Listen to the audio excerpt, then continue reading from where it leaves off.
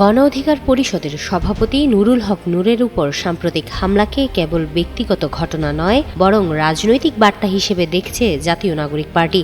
এই হামলা স্পষ্ট করে দিয়েছে, সংস্কারের পথে যারা হাঁটছে তাদের জন্য সামনে আরও কঠিন সময় অপেক্ষা করছে। নিয়ম পরিবর্তন না করতে পারলে সামনে আরও ভয়াবহ পরিণতি হতে পারে বলে শঙ্কা প্রকাশ করেন দলের দক্ষিণাঞ্চলের মুখ্য সংগঠক হাসনাত আব্দুল্লাহ।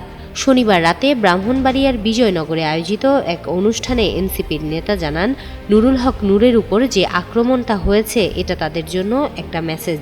তারেক জিয়া মুচলেকা দিয়ে দেশ ছেড়েছেন, তাকে নৃশংসভাবে মেরে মাজা ভেঙে দেওয়া হয়েছিল। একই পরিণতি সবার জন্য অপেক্ষা করছে যদি নিয়ম বদলানো সম্ভব না হয়।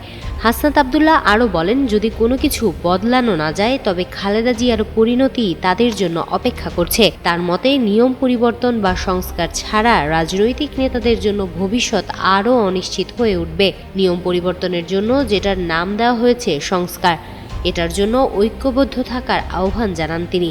হাসনাত আব্দুল্লাহ উল্লেখ করেন, কেবল নির্বাচন নয়, বিচার ও সংস্কারও সমানভাবে জরুরি।